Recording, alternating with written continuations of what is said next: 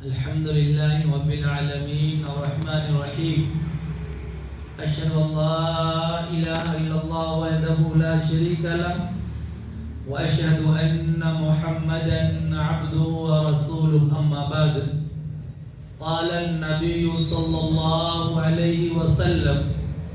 من كظم غيظا وهو قادر على أن ينفضه دعاه الله سبحانه وتعالى على رؤوس الخلائق يوم القيامة. حضرات، غصہ کے تعلق سے کل آپ کے سامنے بات پیش کی گئی کہ سب سے بڑا بہادر اور طاقتور اللہ رب العالمین کے نزدیک وہ انسان ہے جو غصے پر کنٹرول کرتا ہے، غصے پر قابو کرتا ہے. یہاں پر ابو داؤد ترمذی شریف کی حدیث ہے، جو انسان غصے پر کنٹرول کر لیتا ہے، غصہ آنے پر غصے کو پی جاتا ہے، غصے کو قابو کر لیتا ہے، اس کی فضیلت کیا ہے. بڑی پیاری حدیث ہے. حضرت معاذ بن انس رضی اللہ تعالیٰ عنہ بیان کرتے ہیں کہ اللہ کے رسول صلی اللہ علیہ وسلم نے ارشاد فرمایا، جو شخص غصے کو پی جائے، جو شخص غصہ کو برداشت کر لے جبکہ اس کا بدلہ لینے پر، اس کو نافذ کرنے پر وہ قدرت رکھتا ہے. میں کسی آدمی سے بدلہ لے سکتا ہوں، میرے پاس طاقت ہے، لیکن میں نے اسے خاموشی اختیار کر لیا، میں غصے کو پی گیا، میں نے اس کو جواب نہیں دیا. ایسے بندے کی فضیلت یہ ہے کہ اللہ رب العالمین قیامت کے دن پورے دنیا والوں کے سامنے بلائیں گے اور بلا کر کے کہیں گے کہ جس حور کو تم چاہیے اپنے لیے پسند کر لو. جنت کی بہت ساری حوریں ہوں گی، ان میں سے تم جن کو چاہو پسند کر لو. تو یہ حدیث سے ہمیں پیغام کیا ملتا ہے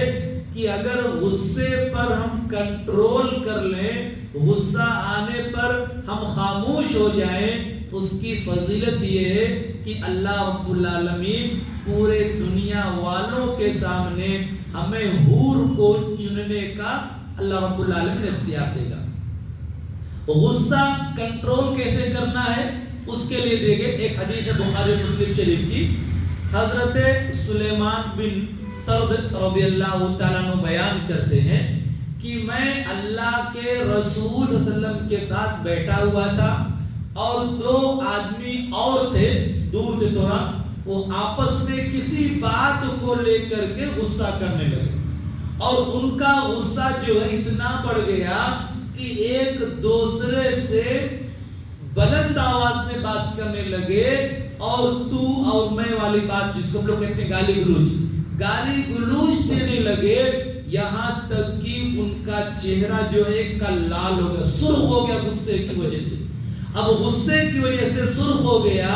اس کی جو رگیں ہیں وہ موٹی ہو گئی. تو آپ نے ان کو دیکھ کر کے فرمایا کہ دیکھو میں ایک کلمہ جانتا ہوں، ایک دعا جانتا ہوں، اگر یہ لوگ اس دعا کو پڑھ لیں تو ان کا غصہ جو ہے وہ کم ہو جائے گا، ان کا غصہ ختم ہو جائے گا. چنانچہ حضرت سلیمان بن سرد رضی اللہ تعالیٰ عنہ کہتے ہیں کہ میں نے سنا کہ آپ نے کہا کہ اگر یہ لوگ اعوذ باللہ من الشیطان الرجیم پڑھ لیں گے تو ان کا غصہ کم ہو جائے گا. پھر میں جا کر کے ان دونوں کے پاس کہتا ہوں کہ دیکھو ہمارے نبی نے کہا ہے کہ اگر تم لوگ اعوذ باللہ پڑھ لو گے تو یہ آپس میں جو بحث کر رہے ہو یہ بحث تمہاری کم ہو جائے گی، غصہ تمہارا ختم ہو جائے گا. تو بخاری اور مسلم شریف کی حدیث ہے کہ غصہ کو کم کرنے کے لیے، غصہ کو ختم کرنے کے لیے جو دعا سکھائی گئی ہے اعوذ باللہ من الشیطان الرجیم، کیونکہ جو غصہ آتا ہے وہ شیطان کی طرف سے آتا ہے، اور جب ہم اعوذ باللہ من الشیطان الرجیم پڑھ لیں گے کہ ہم اللہ تعالیٰ سے شیطان مردود کی پناہ چاہتے ہیں تو غصہ کم ہو جائے گا، شیطان چلا جائے گا۔ تو یہ دونوں حدیث میں پیغام کیا ملا کہ اگر ہم اور آپ غصے کو برداشت کر لیتے ہیں، غصہ آنے پر غصہ پی لیتے ہیں، تو تمام لوگوں کے سامنے اللہ رب العالمین حوروں کو چننے کا موقع دے گا، اور غصہ کم کرنے کے لیے ہمیں اعوذ باللہ